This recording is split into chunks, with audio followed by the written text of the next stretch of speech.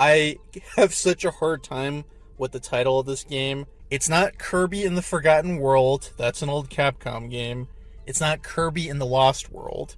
It is Kirby and the Forgotten Land. I'm going to get this title right. So I like Kirby good enough. Not one of my all-time favorite franchises, but I know a thing or two about the series, and I've played plenty of the games start to finish. Kirby's Adventure is one of my top 10 NES games. I really enjoyed the Dark Matter trilogy when I was a kid. Kirby Superstar is awesome, and I put tons of hours into the spin-off games like Kirby's Pinball Land and Kirby's Dream Course. But I have fallen off the series for a lot of the past decade. The last one that I put a lot of time into was Return to Dreamland. So unfortunately, I missed out on games like Star Allies and Planet Robo Toys or whatever.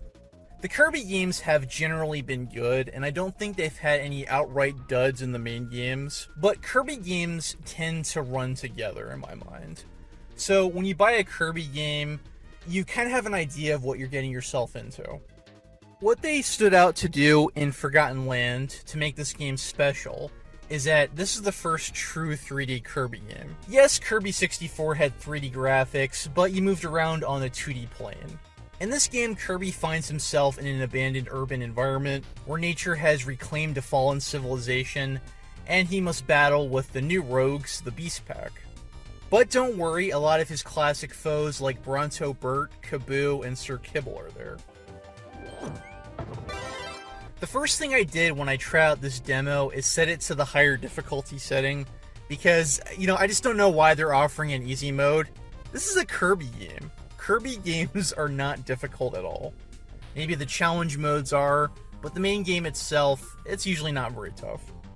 The default control options threw me off big time as I was so used to the classic 2D platformers. I think if you're a veteran Kirby player, they will mess with your muscle memory, but thankfully there's an option to have a button configuration that is closer to the 2D classics.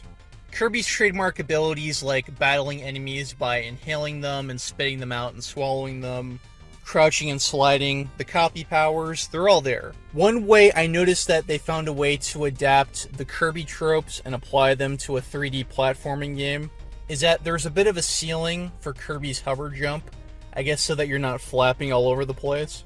Certain sections get sealed off until you beat enemies or solve a puzzle, and this combined with Kirby's dodge maneuvers reminds me of Devil May Cry, which it might be a little bit of a stretch, but there you go. Another big new selling point for the game is Kirby's mouthfuls. And no, I'm not talking about some of my sentences. This gets applied by certain objects from the urban environment, like the car, the traffic cone, and the vending machine. The vending machine reminds me a lot of a discontinued drink called Fruitopia. Anyway, these mouthful abilities are used to solve puzzles, and are also there for your amusement as well. It's pretty outrageous, and I think these are going to get a strong reaction out of you.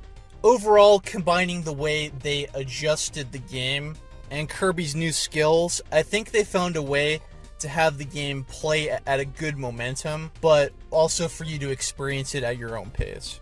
And besides that, they found ways to make the game stand out from other Kirby games. So this is how I feel after beating the demo, and I feel pretty good about it.